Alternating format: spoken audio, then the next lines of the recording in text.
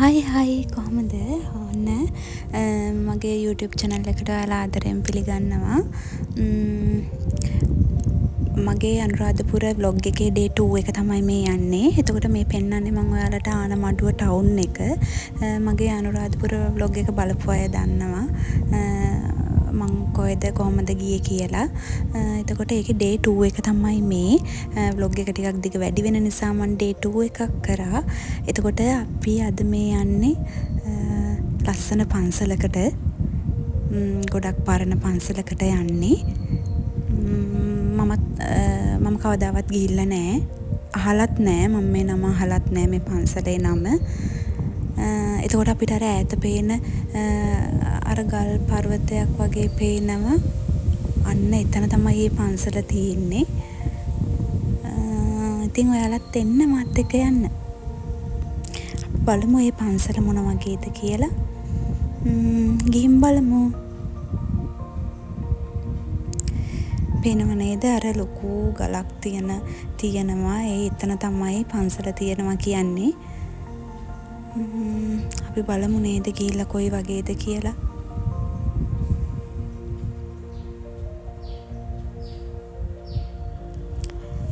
ඔන්න අපි පන්සලට දැන් ඇතුළට යන්න හදන්නේ.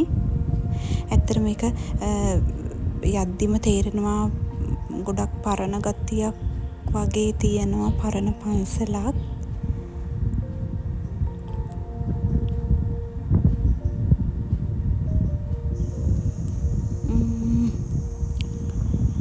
ඉතින් ඔන්න ඔය විදිහට තමයි පන්සලේ වටපිටාව තියෙන්නේ.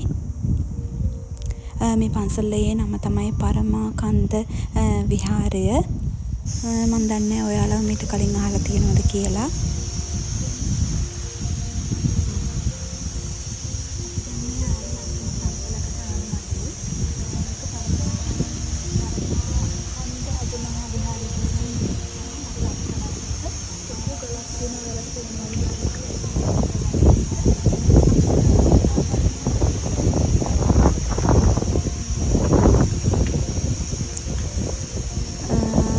උඩටම ගියන් පස්සේ ඇත්තටම මට පොඩි බයක් වගේ තිබ්බා ඒ ගල පිහිටලා තියෙන විදිහට. ඒ මට ගොඩක් ඉස්සර ඉඳන්ම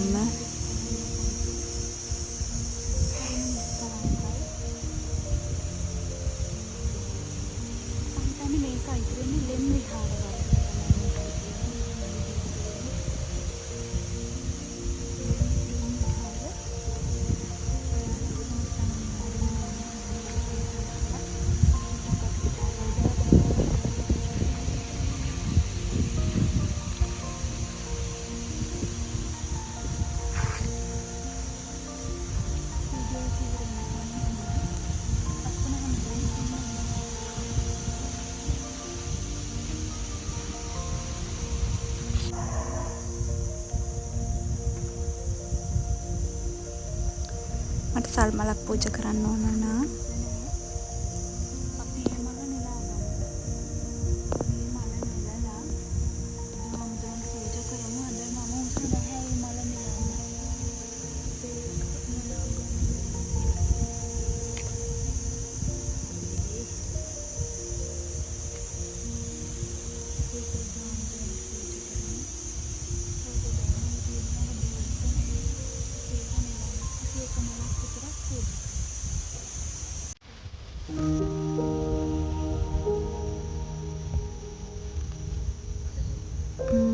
ඉතින් ඔන්න ඔය විදිහට තමයි ගල පිහිටලා තියෙන්නේ. ඇත්තටම හරි බය හිතෙනවා ඒක තියෙන විදිහට.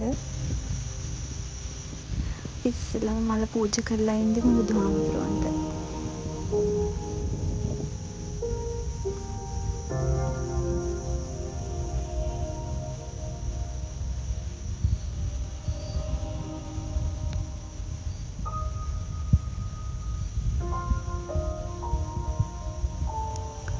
තුළ තියෙන හැම පිළිමකින්ම පේනවා මේක කොච්චර පරණද කියලා.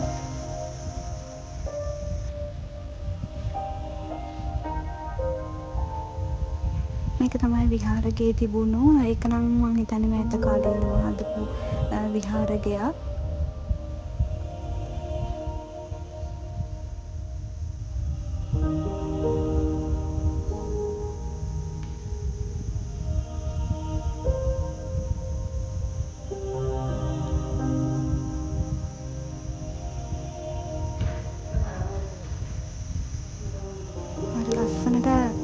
පිළිම නෙලලා විවිධ කතා වස්තු එහෙම පෙන්නලා තිබ්බා. ඉතින් අපිට දැන් ඔය පේන කටාරම් ඒ වගේ ඒවා දුර්ලභයි.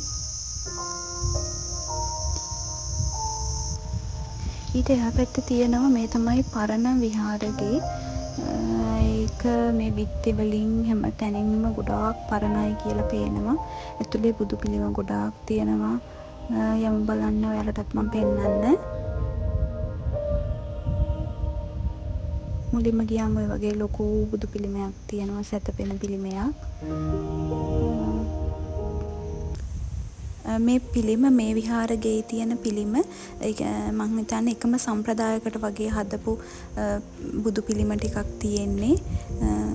ඒ කියන්නේ මේ පිළිමවල මූණෙන් මේ විහාරයේ තිබ්බ පිළිමවල මූණෙන් ශාන්ත බවක් පේන්නේ නැහැ. පොඩ්ඩක් අර භයංකාර විදිහට තමයි බුදු පිළිමවල මුහුණු නිර්මාණය කරලා තියෙන්නේ. අමරාවති සම්ප්‍රදාය අනුව වගේ ඒ විදිහට තමයි මේ ඇතුලේ තියෙන හැම පිළිමයක්ම තියෙන්නේ. ඇත්තට මේ චිත්‍රවල බිත්තිවල බැලුවම පේනවා කොච්චර පරණ විහාරයක්ද කියලා. ඒ දේවල් අලුත් වැඩියා කරේ නැතුව ඒ පරණ ගතියටම තියෙන එක තමයි මේකේ තියෙන ලොකුම වටිනාකම. අපි මේ පන්සල බලලා ඉවරයි දැන්. තව පන්සලකට යනවා. අපි බලමු මේක කොච්චර ලස්සන පන්සලක්ද කියලා. මම ඊළඟ vlog එකෙන් මේ පන්සල ඔයාලට පෙන්නන්නම්. ඉතින් thank you මාත් එක්ක හිටියට මේ vlog එක අඩුපාඩු තියෙනවා නම් ඔයාලා කියන්න. කමෙන්ට් එකක් දාන්න. අපි ආයේ ඊළඟ vlog එකේදී එනම් හම්බ වෙමු. එතකන් ඔයාලා මාත් එක්ක ඉන්න. අපි ආයේ ලස්සන vlog එකකින් ලස්සන පන්සලකින් හම්බෙමු. bye.